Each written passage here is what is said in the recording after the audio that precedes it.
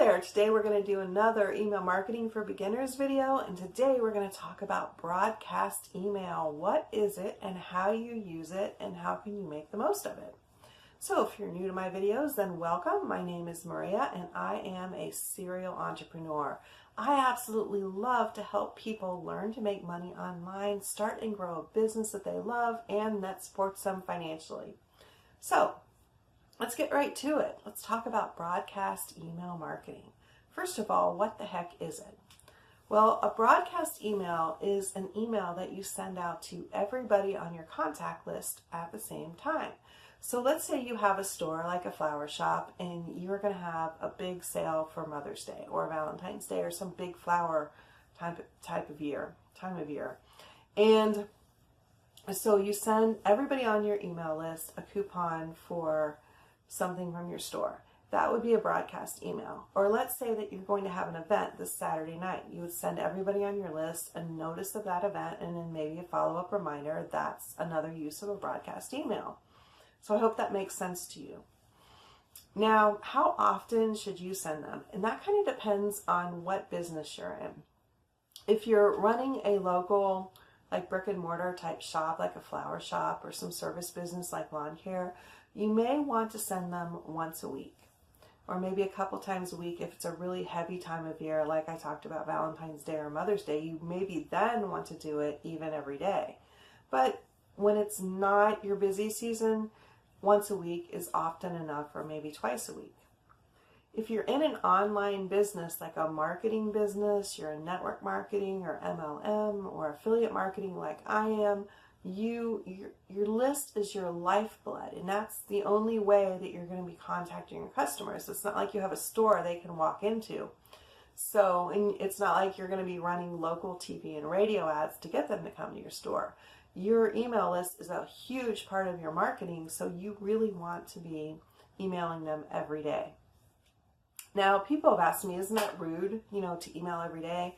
And the answer is no, not really, because first of all, if they don't like it, they're just going to unsubscribe and then problem solved. But second of all, people are really busy and they don't always see their emails. So if you're like me, you've got a whole bunch of unread emails that you're intending to get to, but you just don't.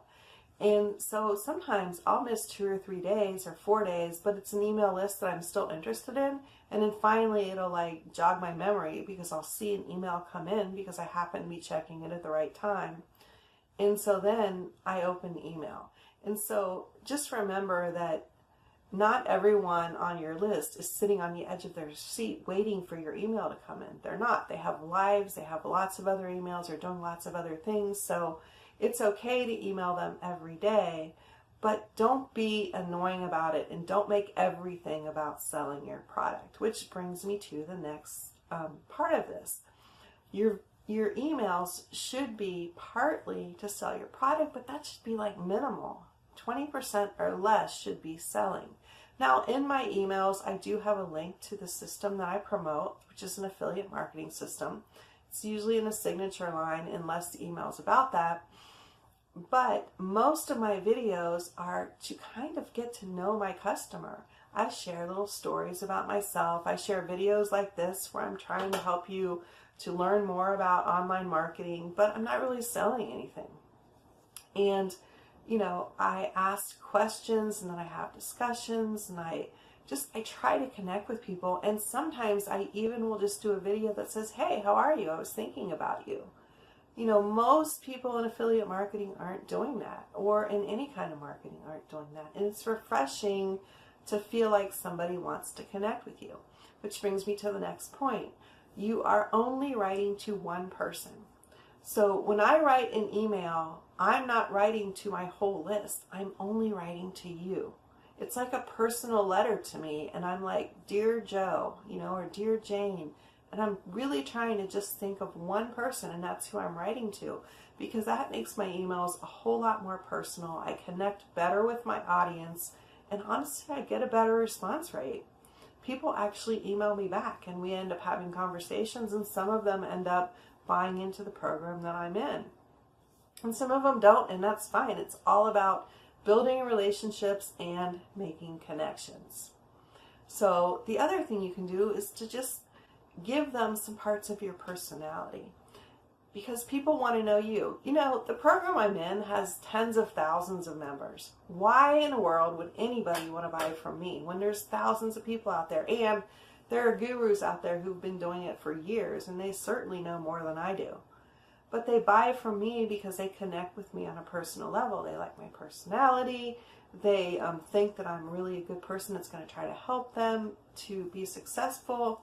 And so they decide to buy from me instead of all these other people. And part of the reason for that is because I really try to take the time to write emails that are going to make our relationship better. So really think about that when you are writing emails.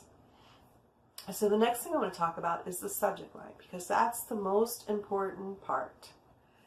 And I say that because it doesn't matter how amazing your email is, how great it is, if your subject line isn't interesting, people will never open it. And so you could literally tell people, I am going to give you personally $1 million in cash, but if nobody opens it, nobody's going to take you up on that offer. So the purpose of the subject line is just to get people to open your email. Now, one thing that I don't see a lot of people doing, but you can do it in a subject line, is add emojis. That's kind of a new thing, and maybe 1 or 2 out of 100 emails that I get will have an emoji in it, and so it really works right now to make you kind of stand out. Now, I'm sure as people catch on and your email box is full of emojis, it'll just kind of lose its effectiveness. But for right now, it works. And I use emojis in maybe 20 to 30% of my emails because I want to keep it kind of like special and I don't want to overdo it. So that's something to think about. You can ask a subject in your, or a question in your subject line. You know, a lot of people will open your email to get the answer to the question. You can offer something, like a bonus in your subject line, and a lot of people will open your email for that. And you can, you can also tell people it's time sensitive, and people will open that. I'm stumbling over myself here. So there are different subject lines. Now, here's what I would do. If you were in a program or a system that pre-writes emails for you, and by the way, that's one of the hallmarks of a really good program or system, is that they're going to pre-write emails for you. You don't have to use those emails, and I'm going to talk about that in another video, how at some point you want to not use those videos or not use them too heavily. But in the beginning, it's wonderful. And the really cool thing about it is they have professional copywriters, and their subject lines are going to be really good. So you can take their subject lines and apply them to your own emails, even if you're writing your own email. And you can then test which ones work better, like which subject line gets the most opens. And that's another thing you can do is on your email service, you're going to be able to check and see, like if you sent out 100 emails, how many people open that email. And the ones with the highest percentages, the ones with the most opens, those are subject lines you want to use again, or create something very similar. Now, again, don't overuse them. If you use the same one all the time, nobody's going to be interested. But start keeping a running list of subject lines that have done well for you. Or as you are on other people's email lists, start keeping a list of the ones that like really pique your interest. Like, oh, that's a really good subject line. And that's a good reason to get on the lists of people who are in your niche, because then you can kind of pick their brains by being on their email list. You can see what they're writing, what subject lines they're using, and get a better idea of how to engage your own audience. And that is especially good if you're new to email marketing and if you're new to your niche. So I hope that you liked this overview of broadcast emailing. I hope you understand what it is, and maybe you have some ideas on how to start doing it for yourself. If you like this video and you'd like to see more of them, then please subscribe to my channel, ring the bell icon so you get notifications, and give me a thumbs up because I love the thumbs up. And look for more videos in this series as we get more into email marketing for beginners. And as always, I wish you all the success in the world.